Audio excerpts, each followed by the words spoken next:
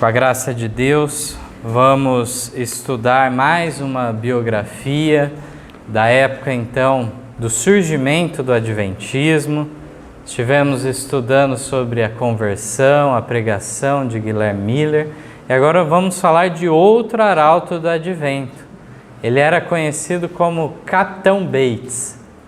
Então é maravilhosa a história dele. E antes de entrarmos, vamos ler dois textos bíblicos, o primeiro em Salmos 139. Ilustram muito bem essa trajetória dele. Salmos 139, os versos 1 a 3. Um texto bastante conhecido que diz assim: Senhor, Tu me sondastes e me conheces. Tu sabes o meu assentar e o meu levantar. De longe entendes o meu pensamento. Cercas o meu andar e o meu deitar, e conheces todos os meus caminhos. E agora vamos em Tito, no capítulo 2, versos 11 a 14. Ao decorrer da história, será bastante compreensível a escolha desses textos.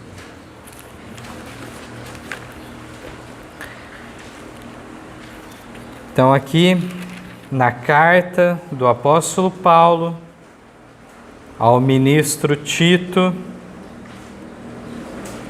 é deixado no capítulo 2 e o versos 11 a 14, algumas considerações muito interessantes. 2, 11 a 14.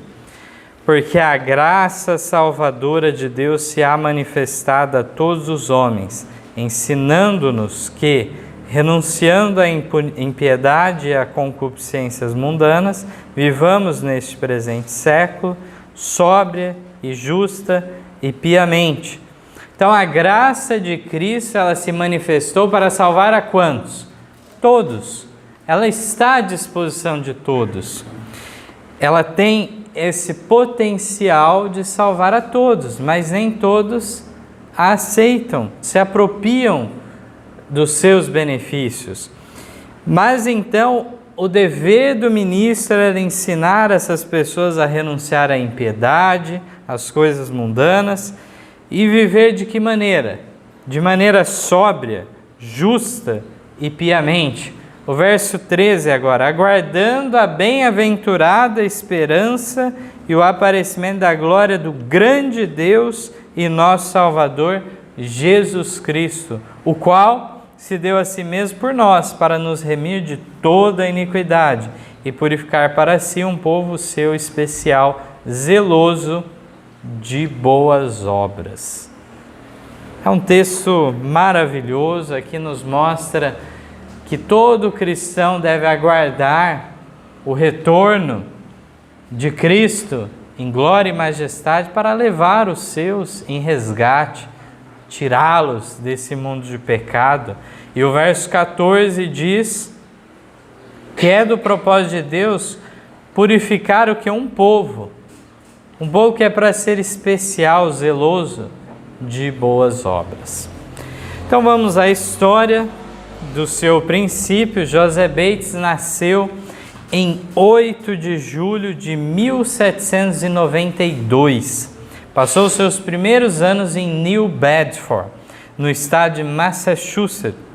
Essa cidade era famosa na época pelos barcos de caça e baleias, de caça a baleias. Ele e seus amigos passavam muito tempo do dia nas docas em meio aos barcos e marinheiros. Não demorou para que seu maior desejo fosse ter idade suficiente para viajar para terras distantes e diferentes.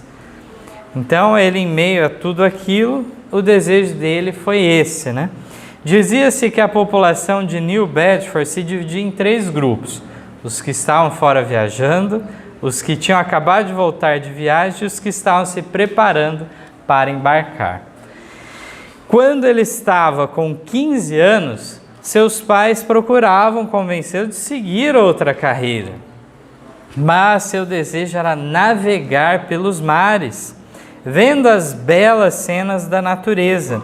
Então decidiram permitir que ele fizesse uma pequena viagem até Boston. Quem sabe ele ficasse tão enjoado que nunca quisesse voltar em um navio.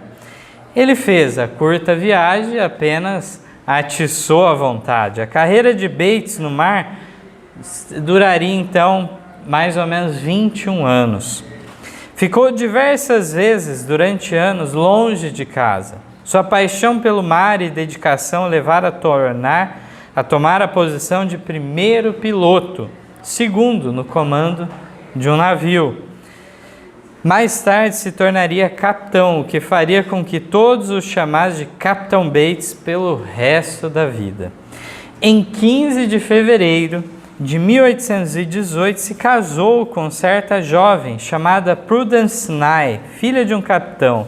A amizade que havia sido cultivada antes de Bates deixar o lar foi determinante para a união deste casal, que viveu em alegre companhia até avançada idade. No ano de 1821, José Bates começou a ter a consciência despertada para a temperança.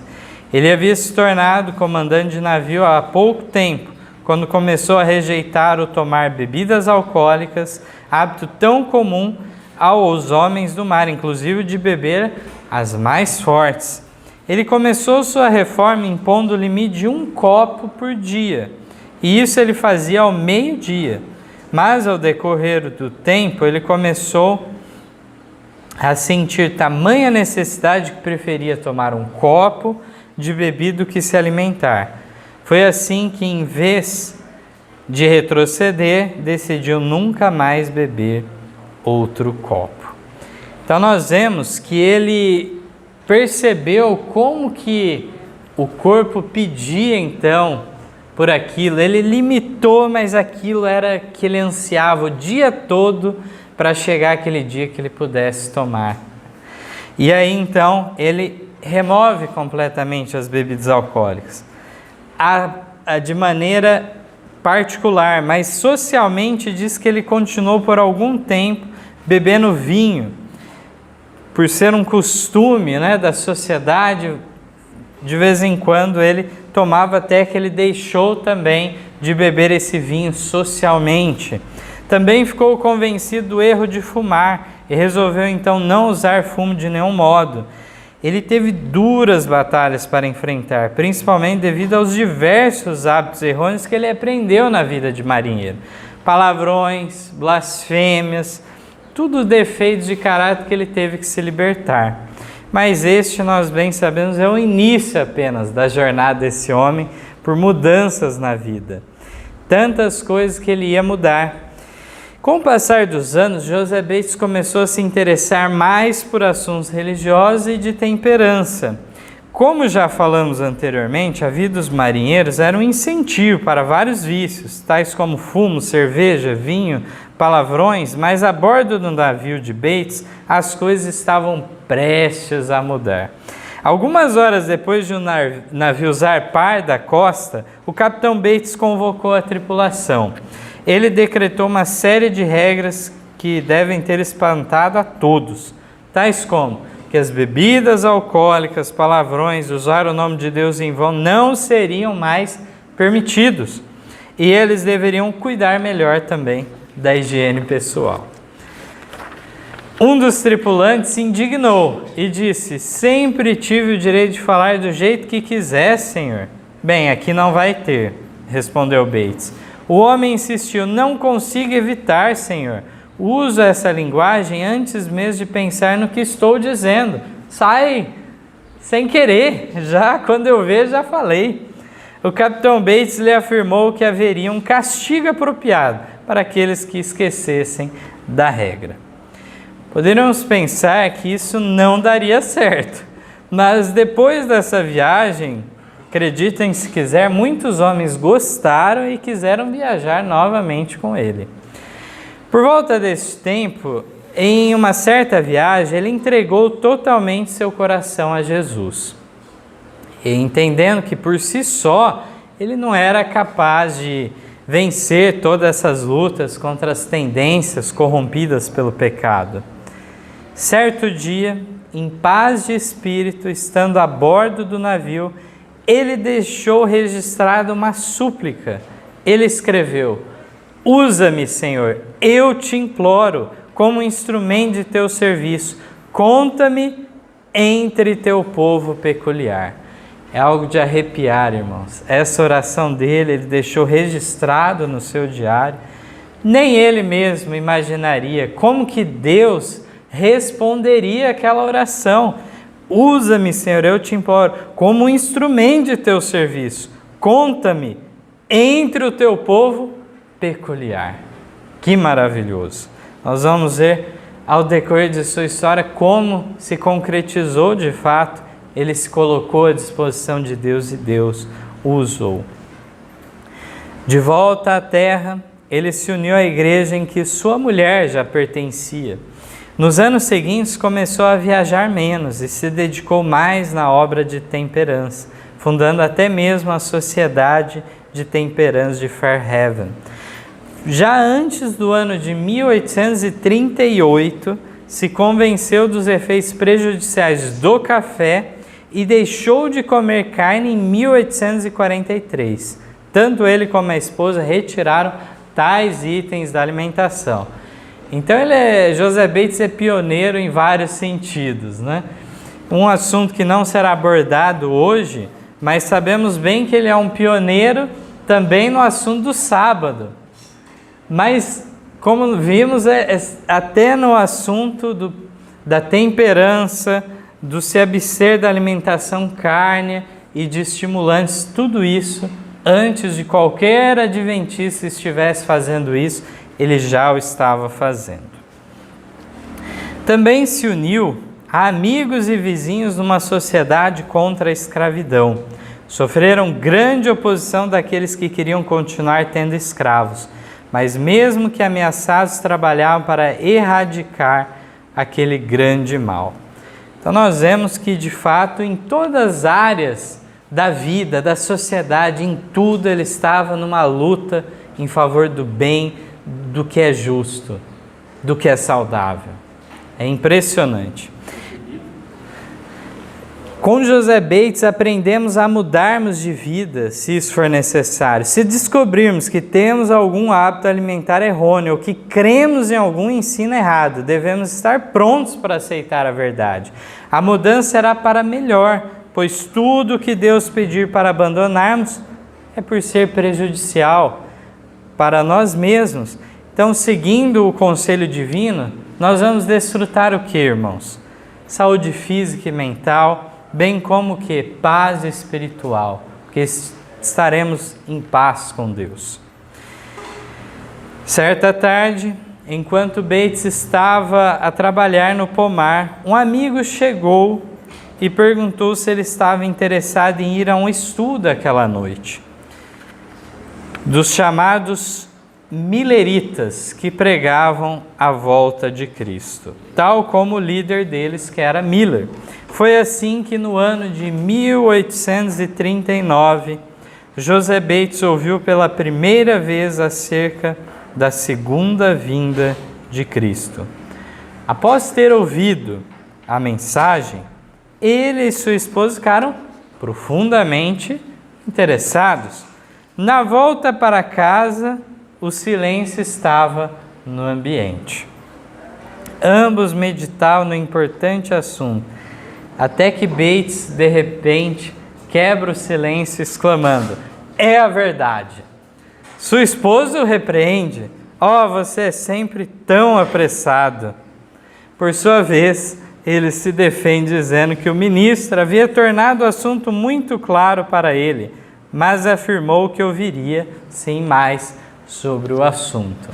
Então a esposa já estava acostumada, José Bates sempre adotando coisas novas, rapidamente, não pestanejava em se colocar ao lado do certo, da verdade. E mais uma vez, então, ele, em um estudo que ele ouviu naquela noite, ele já teve convicção daquilo. Não demorou muito para que Bates estivesse extremamente envolvido com o movimento adventista, seja pregando, como também organizando assembleias gerais, como a de Boston, em 1842. Podemos dizer que foi uma reunião de grande sucesso, reuniu adventistas de várias partes do país. Sabemos que nessa época ele usou sua pequena fortuna dos tempos de capitão de navio. Ele alugou salões, pagou despesas gerais, fez viagens como palestrante da doutrina do advento de Cristo, entre outras coisas, chegando a praticamente acabar com o seu dinheiro. Bates se preocupava em pregar a mensagem do advento também na região sul dos Estados Unidos, mas não queria ir sozinho naquela região instável. Naquela época, a maioria que morava no sul tinha muitos escravos. Havia muita desconfiança por lá. Eles combatiam fortemente aqueles que falavam contra a escravidão. Assim, não recebiam com muito interesse visitantes vindos do norte.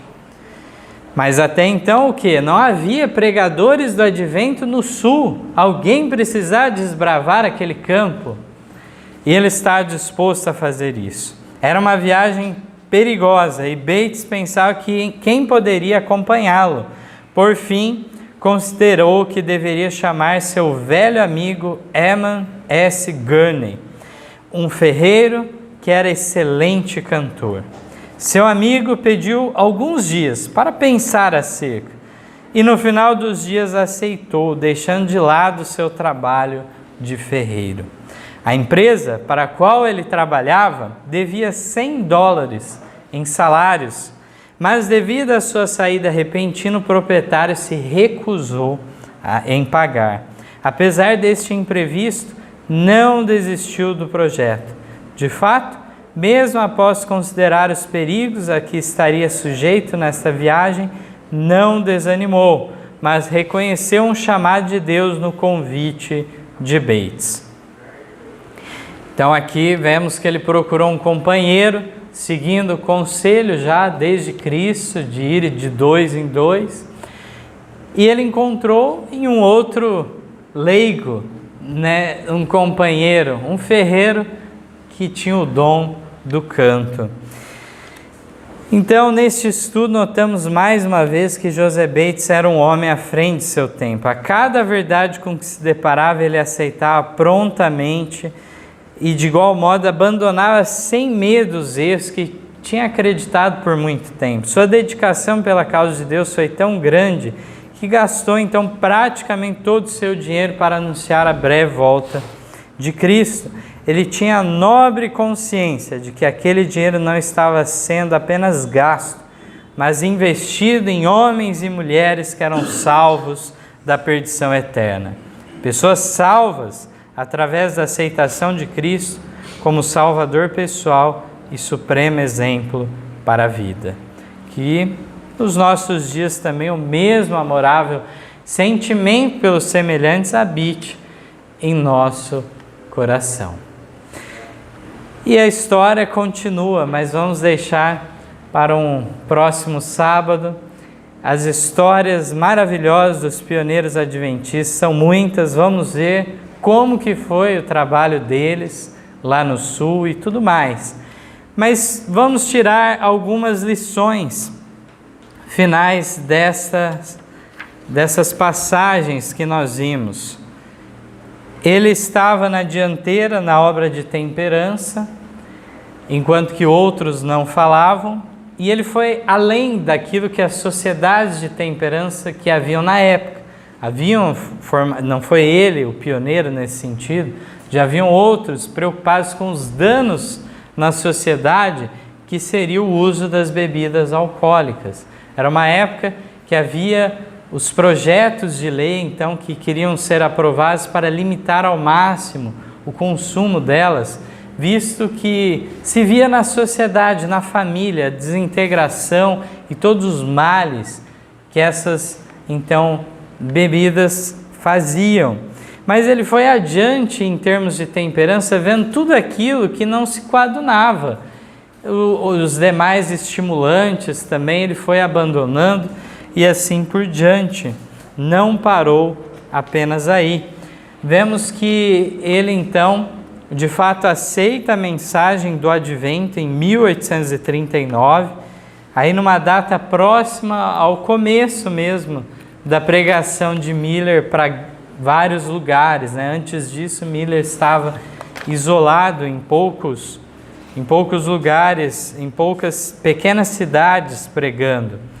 E ele então toma uma posição de destaque no movimento adventista. Quando nós estudamos a história até de uma reunião que houve em 1845, depois do grande desapontamento, onde reuniu alguns irmãos adventistas para compreender algumas coisas, então como dar continuidade àquele movimento que tinha passado por aquele baque, aquela decepção.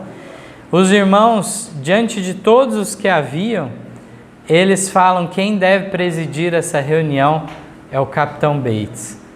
Pelo destaque que ele tinha conquistado, pelo exemplo de pessoa, eles confiavam nele. Falaram: não, ele vai ser uma pessoa justa que vai presidir a reunião. Haviam várias ideias, né, diferentes surgindo, mas a gente sabe que ele vai ser um bom moderador dessa reunião.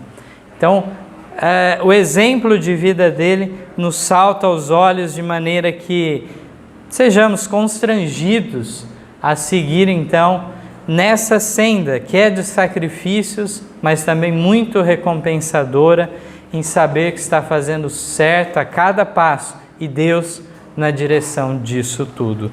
Que em nossos dias então surjam mais capitães Bates para que a obra seja finalizada. É esse o meu desejo de oração. Amém.